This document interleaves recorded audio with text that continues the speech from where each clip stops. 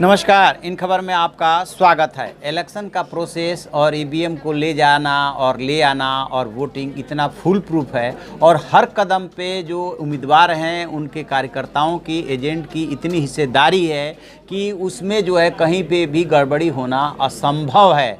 और इसके बावजूद कोई डाउट करता है तो ये मान के चलिए कि वो अपने ही कार्यकर्ताओं के गाल पे तमाचा मारता है। कैसे ये होता है पूरा प्रोसेस और किस तरह से, किस आधार पे हम ये बात बोल रहे हैं कि कार्यकर्ताओं के मुंह पे तमाचा है, ये पूरा प्रोसेस बताएंगे हमारे सहयोगी रितेश वर्मा जी। देखिए, ये जो विपक्ष के 21 पार्टियों के नेता चुनाव आयोग गए हैं ये बताने के लिए कि ईवीएम में गड़बड़ी हो रही है, तो मुझे लगता है कि अपनी पार्टी के कार्यकर्ताओं पे इनको यकीन नहीं है। नहीं तो इस देश में इससे पहले भी 15 चुनाव हो चुके हैं लोकसभा के, और हर साल किसी न किसी राज्य में चुनाव होते रहते हैं। चुनाव प्रक्रिया अगर किसी सत्तारूढ़ पार्टी के कब्जे में होती तो कांग्रेस सरकार से जाती क्या? नहीं, बिल्कुल कोई भी सत्ताधारी दल नहीं जाएगा, कोई सत्ताधारी दल नहीं जाता। और तो ये चुनाव आयोग ने और जो हमारे संविधान के बनाने वाले बाबा साहेब अम्बेडकर ने और उसके बाद चुनाव आयोग के अधिकारियों ने समय समय पे जो प्रक्रिया अपनाई चुनाव को कराने में, उसमें जो राजनीतिक कार्यकर्ता है, पॉलिटिकल वर्कर, उसकी बड़ी अहम हिस्सेदारी है शुरू से लेकर अंत तक। जो कैंडिडेट होते हैं उनको इलेक्शन एजेंट मिलता है, और मिलता है मतलब वो नॉमिनेट करते हैं। ये मैं अगर कैंडिडेट हूँ तो मैं आपको इलेक्शन एजेंट बना सकता हूँ, किसी और को मैं पोलिंग एजेंट बना सकता हूँ, किसी और को मैं काउंटिंग एजेंट बना सकता हूँ, और ये जिनको मैं बनाऊँगा उनको चुनाव आयोग से पहचान पत्र जारी होता है, क्योंकि चुनाव के दौरान हर जगह सबका जाना संभव नहीं हो सकता।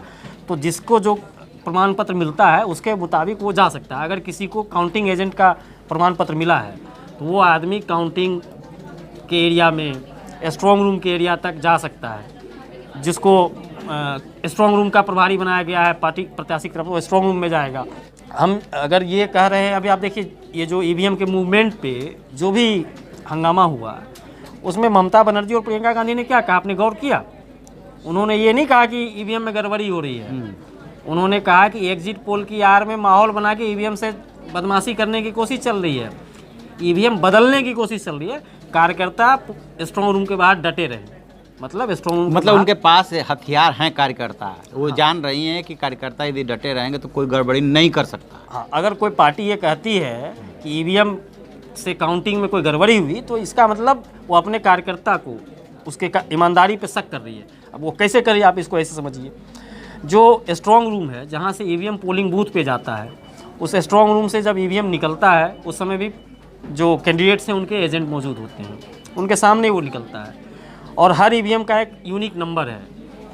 अगर किसी ईवीएम पे ABC 1 2 3 एक नंबर उस मशीन का नंबर है, तो वो मशीन किस बूथ पे जा रहा है, किस पोलिंग पार्टी के साथ जा रहा है, ये हर एक पार्टी के प्रत्याशी को पता है। और कई बिंदु पे जो है उसको क्रॉस चेक किया जाता है। मशीन, इसको सरल तरीके से समझते हैं कि एक मशीन निकला है स्ट्रॉन्ग रूम से, वहाँ पे जो मशीन निकला तो आपको मालूम है कि ये मशीन इस बूथ पे जा रहा है, इसका नंबर ये है। मशीन पोलिंग बूथ पे पहुँचा, पोलिंग बूथ पे पोलिंग एजेंट है हर एक पार्टी के कैंडिडेट का, हर एक कैंडिडेट का, चाहे पार्टी का हो ना हो, निर्दलीय है तो उसका भी पोलिंग एजेंट हो सकता है। पोलिंग एजेंट के सामने वो ईवीएम का मशीन का सील खुलता है, उसको फिगर 0 करके दिखाया जाता है। वो पोल में सारे बटन दबा के देखे जाते हैं कि इसका वोट उसमें तो नहीं जा रहा। ये जो आरोप लगते रहते हैं कि हमने दबाया था ये और दब गया कमल का वोट, हमने दबाया ये दब गया कांग्रेस का वोट, ऐसा नहीं, वो टेस्ट होता है। और मशीन में एक बार टेस्ट हो गया तो सारे जो पोलिंग एजेंट हैं वो साइन करते हैं पेपर पे कि मशीन मॉक टेस्ट में सही पाया गया और इसमें वोटिंग होगी। वोटिंग होती है, वोटिंग के बाद टोटल कितने वोट पड़े ये काउंट होता है, उसका भी एक पेपर बनता है। प्रिजाइडिंग ऑफिसर उस पर पोलिंग एजेंट्स के साइन लेते हैं कि भाई आपके सामने आप ये साइन करिए कि इसमें 500 वोट डाले गए और 500 वोट आपके सामने डाले गए, आपने भी देखा 500 वोट और देख लीजिए फिगर 500 वोट, वीवीपैट में 500 वोट। तो ये वहाँ दर्ज होता है उस पेपर पे कि इस बूथ पे, बूथ नंबर फलाना पे, इस मशीन नंबर पे 500 वोट डाले गए। ये मशीन वापस आया, स्ट्रॉन्ग रूम में जमा हुआ। वो मशीन स्ट्रॉन्ग रूम में जब जमा होता है तो वहाँ पे प्रत्याशी के एजेंट होते हैं, उनकी निगरानी में ये सब कुछ होता है।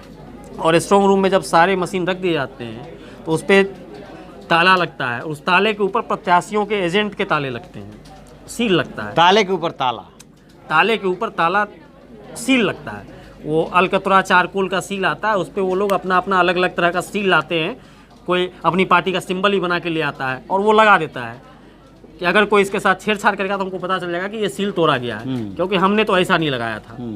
तो अब वो सील लगा के आप बैठते हैं, और सील लगाने के बाद भी पॉलिटिकल पार्टी के रिप्रेजेंटेटिव स्ट्रांग रूम छोड़ के नहीं जाते, वहीं बाहर बैठते हैं। वहाँ चुनाव आयोग ने अपने प्रावधान में ये इंतजाम कर रखा है कि वहीं स्ट्रांग रूम के पर जहाँ से नज़र रखी जा सके, वहाँ पे पॉलिटिकल पार्टी जो भी कैंडिडेट्स हैं उनके एजेंट या कैंडिडेट के बैठने का समुचित इंतजाम किया जाए।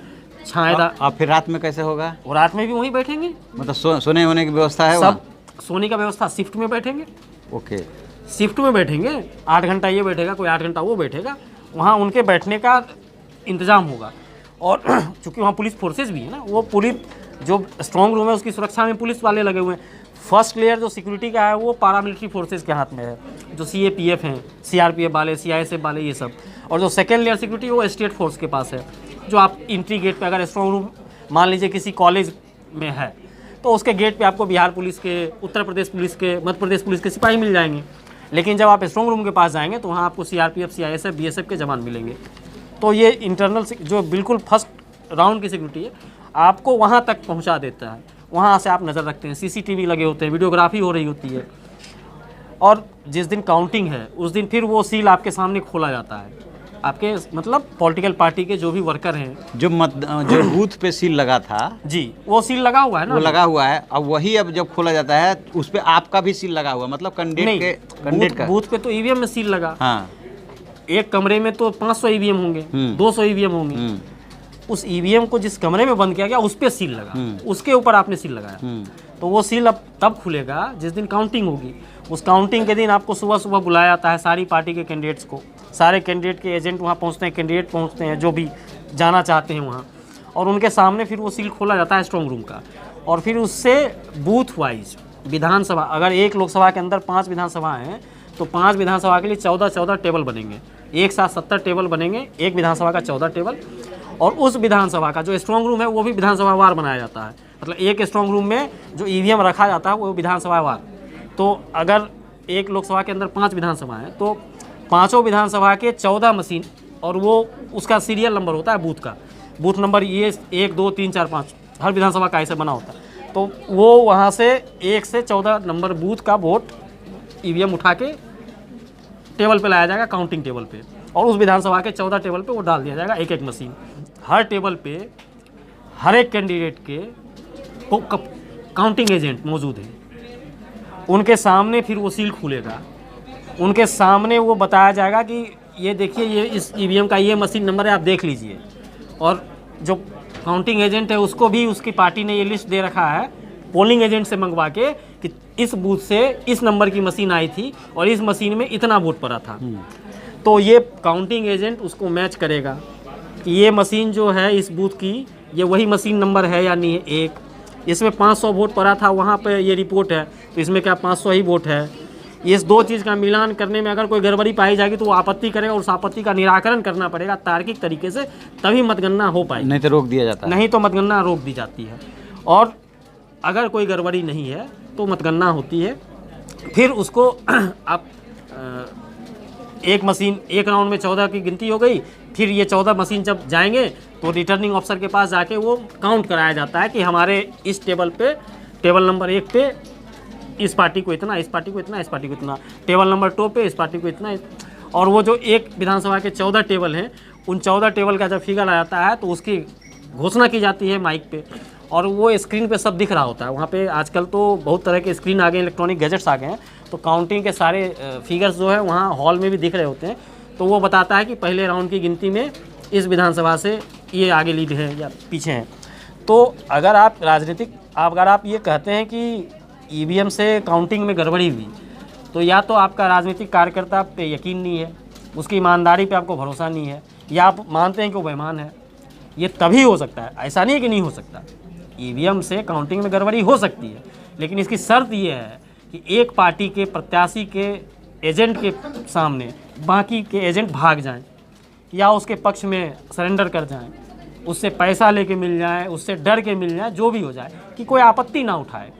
नहीं तो अगर कोई मशीन आए और हमको मालूम है हमारे पोलिंग एजेंट की रिपोर्ट से कि इस बूथ पे ABC 123 मशीन नंबर गया था और काउंटिंग के वक्त अगर वो मशीन XYZ 456 है, तो ये आपत्ति हमारा करना काम है और हम आपत्ति करेंगे तो उसका निराकरण होगा। तो अगर हम आपत्ति नहीं करते हैं तभी गड़बड़ी हो सकती है। अगर पोलिंग एजेंट ने जो रिपोर्ट दिया है उस मशीन का नंबर बदल जाए, पोलिंग एजेंट ने जो रिपोर्ट दिया है उस मशीन के अंदर वोट की संख्या बदल जाए और तब पोलिंग काउंटिंग एजेंट आपकी आपत्ति ना करे किसी पार्टी का, तब गड़बड़ी हो सकती है। तो मतलब कुल मिला जुला करके काफ़ी ये मुश्किल काम है, क्योंकि सामान्य तौर पे पोलिंग एजेंट जिस भी कैंडिडेट से जुड़े होते हैं वो क्यों बदलेंगे जब तक कि कोई बहुत बड़ी बात ना हो, बहुत बड़ा प्रलोभन ना दिया जाए या बहुत दबंग टाइप का कोई सामने हो जो उसे डरा रहा हो। अदरवाइज ये संभव नहीं है, क्योंकि कदम कदम पे अधिकार मिले हुए हैं कैंडिडेट को और उसके एजेंट को। कुल मिला जुला कर ये कहानी है कि आपके पास ऐसा कोई आधार नहीं है कि आप जो है अपने ही कार्यकर्ताओं पे, अपने ही एजेंट पे डाउट पुराने ज़माने में तिवारी जी जब बैलेट पेपर से काउंटिंग होती थी, वोटिंग होती थी, उसमें ना काउंटिंग में मारपीट हो जाती थी। क्यों होती थी? वोट मारने वाले ने बॉर्डर पे मार दिया, ऐसे में आ जाता था फोल्ड होने में ना, दो जगह चला नहीं जाता। अब वोट कांग्रेस और भाजपा दो ऊपर नीचे बीच में लाइन, उसने हाँ। मोहर मारने में ना कांग्रेस के सामने के बक्सा में नहीं मारा, ऐसा मारा कि थोड़ा वो कांग्रेस में थोड़ा भाजपा में, इसी बात की लड़ाई इस पे होती है। झगड़ा हो जाता है कि वोट किस में गिना जाएगा। और वो कार्यकर्ता वहाँ पे उनका जो पोलिंग एजेंट है, काउंटिंग एजेंट, वो लड़ता था, काउंटिंग एजेंट लड़ता था। ईवीएम में भी कोई गड़बड़ी अगर करेगा तो काउंटिंग एजेंट लड़ेगा और काउंटिंग एजेंट अगर आपत्ति करेगा तो काउंटिंग तब तक नहीं होगी जब तक उस काउंटिंग का निराकरण नहीं होगा। तो जब तक निराकरण नहीं होगा तब तक काउंटिंग नहीं होगी। फिर आप अपने कार्यकर्ताओं पे कैसे अविश्वास कर सकते हैं, उसके इंटीग्रिटी पे कैसे डाउट कर सकते हैं।